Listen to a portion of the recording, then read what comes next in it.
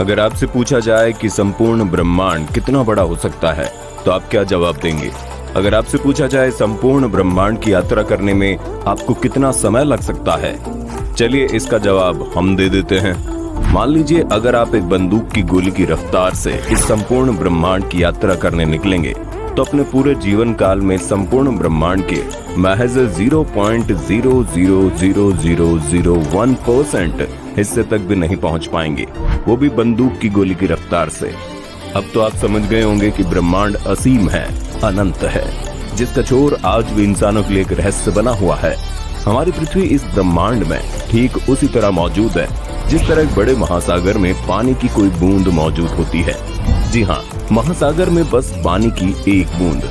आपने कभी न कभी गौर करके आसमान को जरूर देखा होगा। रात के समय में आसमान में अनगिनत तारे टिमटिमाते हुए दिखाई देते हैं।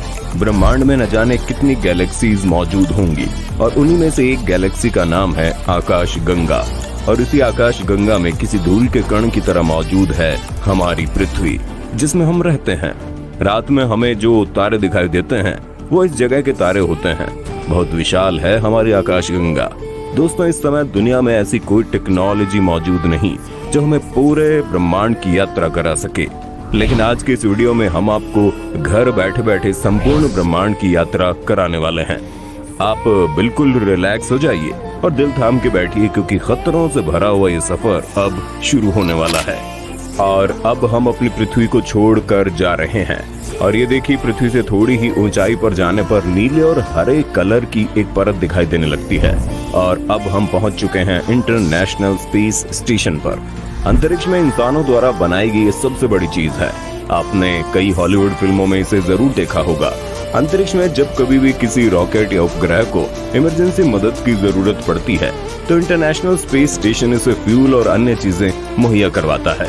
आपको ये जानकर हैरानी होगी कि इंटरनेशनल स्पेस स्टेशन 27,580 किलोमीटर प्रति घंटे की रफ्तार से पृथ्वी के चक्कर काट रहा है और ये पृथ्वी की सतह से लगभग 400 किलोमीटर ऊंचाई पर घूम रहा है। हम आपको बता दें, पूरे 24 घंटे में ये पृथ्वी के 16 चक्कर पूरे कर लेता है। इंटरनेशनल स्पेस स्टेशन से थोड़ा और ऊपर जाने पर हमें बहुत सारे सैटेलाइट का जाल दिखाई देता है।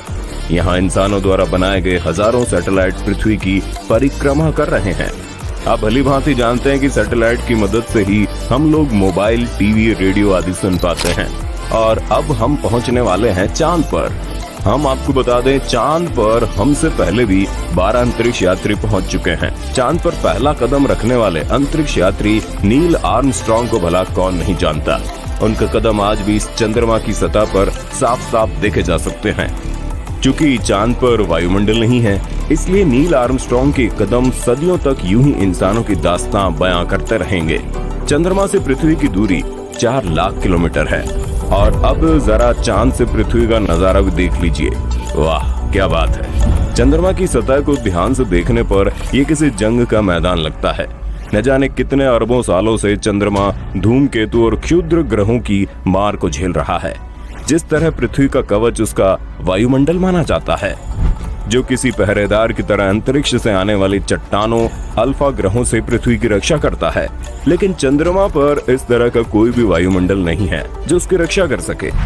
और अब हम पहुंच चुके हैं हमारे सौर मंडल के सबसे चमकीले ग्रह वीनस यानी शुक्र ग्रह पर। वीनस को पृथ्वी की छोटी बहन भी कहा जाता है और इसकी सबसे बड़ी वजह यह है कि वीनस भी पृथ्वी की तरह रॉकी प्लेनेट है और इसका गुरुत्वाकर्षण भी लगभग पृथ्वी के बराबर है। लेकिन हम आपको बता दें, ये ग्रह किसी नरक से कम नहीं, क्योंकि इस ग्रह पर सल्फ्यूरिक अम्ल की वर्षा होती है। सल्फ्यूरिक अम्ल से तो आप भलीभांति परिचित होंगे। अगर इसकी एक बूंद भी हमारी स्किन पर गिर जाए ना तो हमारी स्किन जल जाती है। तो जरा सोचिए, सल्फ्यूरिक अम्ल की बारिश में क्या हाल होगा। वीनस ग्रह पर सूरज की रोशनी भारी मात्रा में आती है लेकिन वापस नहीं जा पाती, इसलिए इस ग्रह का तापमान लगभग 470 डिग्री सेल्सियस होता है। और यही कारण है कि वीनस ग्रह पर सबसे ज्यादा ज्वालामुखी पाए जाते हैं। वीनस प्लेनेट से आगे अब हम बुध ग्रह पर पहुंच चुके हैं। गौर से देखने पर इसकी सतह भी चंद्रमा की तरह दिखाई देती है। ये ग्रह सूर्य के सबसे निकट पाया जाता है, इसलिए दिन के समय इसका तापमान 400 डिग्री सेल्सियस से भी ज्यादा हो जाता है। लेकिन आपको जानकर हैरानी होगी कि रात के समय बुध ग्रह पर तापमान -170 डिग्री सेल्सियस पहुंच जाता है। ये वाकई हैरान करने वाला है। दिन और रात के टेम्परेचर में इतना ज्यादा फर्क शायद ही किसी ग्रह में पाया जाता है, तक हमें कोई अंदाजा नहीं। तो दोस्तों, ये थी हमारी यहाँ तक की अंतरिक्ष यात्रा। अब आप में से कई लोग सोच रहे होंगे यहाँ से वापस घर जाने का रास्ता कौन बताएगा। तो हम आपको बता दें, यहाँ तक आने के बाद वापस घर जाना नामुमकिन है।